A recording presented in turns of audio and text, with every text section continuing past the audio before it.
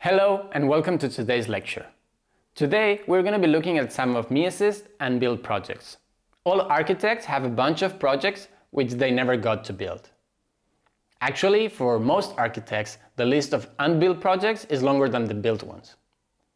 However, these unbuilt projects are not for nothing, and in some cases they can be as important or even more important than some of their built work. And that is also the case for Mies. There are many reasons why a project might not get built. Some of them were designed without the intention to ever get built, maybe for an ideas competition or simply as an exploratory exercise. Others that were meant to be built might not end up being constructed for a variety of reasons, including budget problems, construction regulation limitations, or other kind of socio-political issues. Still, these unbuilt projects are loaded with valuable lessons and experiences, both for the architects themselves and for us who study them.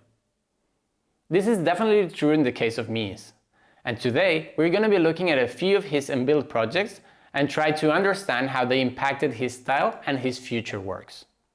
We are going to be focusing on his unbuilt projects from after the First World War until his time in America.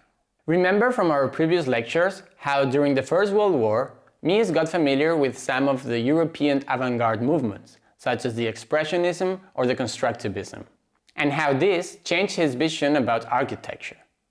We also saw how when he came back from the war, he got divorced and devoted all his time to his newly created independent studio in Berlin. Once in Berlin and working full-time in his studio, one of the first projects he worked on in 1921 was the skyscraper in Friedrichstrasse. This design was submitted to a competition to build the first skyscraper in Berlin. The building was a big statement at the time. You only need to look at some of the other entries submitted to the same competition to understand how progressive Mies's vision was. His design, which we can admire on these renders, thanks to Barcelona-based visualization studio Zumo, features a full glass facade with floor-to-ceiling windows. The structure is hidden, and ornaments are nowhere to be found. Even in a city as progressive as New York, the skyscrapers that were being built around that same time were following more traditional styles, or maybe embracing the Art Deco movement in the case of the most progressive ones, as the Chrysler Building. Even compared to this more progressive design, Mies's skyscraper looked like something else. And today, we could say it looked like something from the future, like maybe a few decades ahead of its time. Only 1 year later came the Glass Skyscraper. This second skyscraper design follows some of the same ideas as the first, although the floor plan in this case leaves behind the straight lines and angles to become more organic. This wasn't something that Mies pursued in his later designs, but it served him to explore and show the world the design possibilities once the structure was removed from the facade. After these two skyscrapers, Mies never treated structures the same way.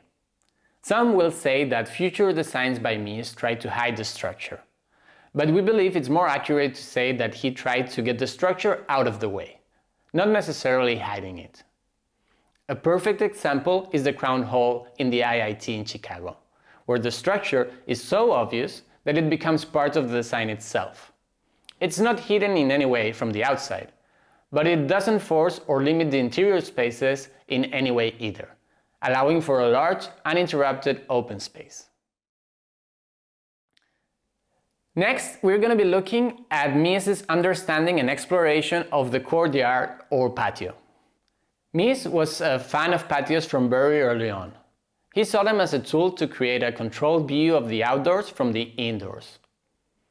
Some of his built works feature patios, such as the one in the Barcelona Pavilion in 1929. But most of his exploration on this topic happened on projects that were never built, particularly residential houses. The Rohe House project, the Gerikel House, or the Hubble House are some examples of this exploratory period. But it all seemed to come together for him in his design known as the House with the Three Courts, designed in 1934. Many patio houses can be understood as a house with a patio inside of them. But in this case, it seems more appropriate to look at Mies's design as a large patio with a building inside of it. Inside the walls limiting this imaginary site, a T-shaped construction area creates 3 different patios of different sizes and with different uses. Here, the structure was once again made from steel pillars and the facades were all glass, allowing not only to create a visual connection between the inside and the outside, but also from patio to patio across the interior. This widely opened up the dilemma between public and private spaces, since the house became a fortress from the street, but a very open and transparent space once inside the perimeter wall. Mies became so fond of this design that he even created an idealistic modular master plan made up by courtyard houses of different sizes and layouts, but all following these ideas explored in the initial design. At this point, Mies abandoned his exploration of the patio to focus on the development of the IIT campus, which we will dedicate an entire video to later on. Another very interesting unbuilt project by Mies is his 50 by 50 modular house, which he designed in 1951, just after finishing the construction of the famous Farnsworth House.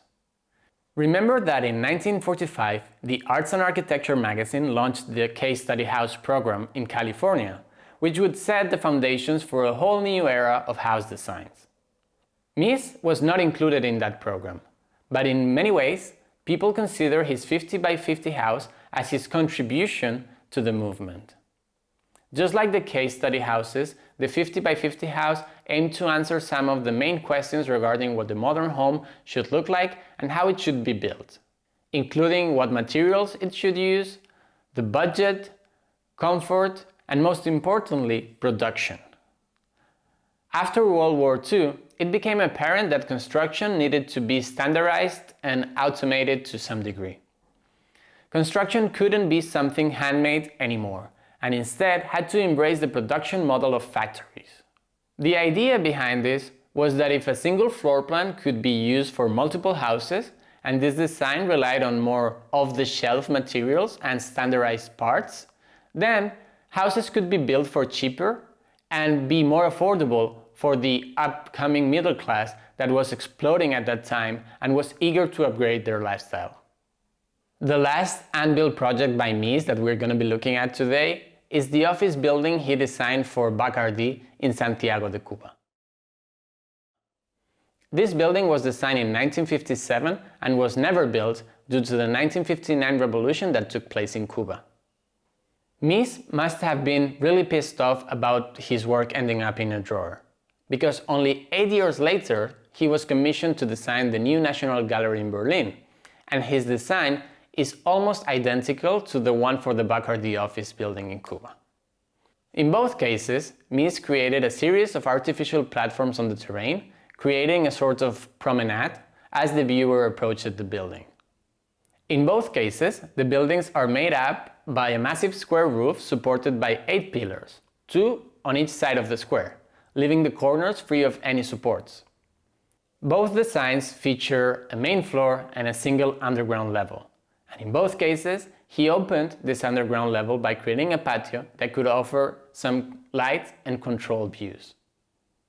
Something which he discovered during his exploration of the patio houses. As you can see, these unbuilt projects had a huge impact on Mies' career and future designs. Some of them he knew were not going to be built from the very beginning, while others were left unbuilt due to circumstances out of his control. Either way, what this video is meant to show is that every project that an architect works on is important, and that it helps define who you are and the architect that you will become. So keep that in mind when working on your school projects or even on your design for the Mies Memorial Library during this competition. You never know. Oh, but there's more. Something that we think will make you realize even more how important every project actually is. This one does not technically qualify as an unbuilt project, or at least not anymore. As it turns out, Mies designed a fraternity house for the Indiana University in 1952.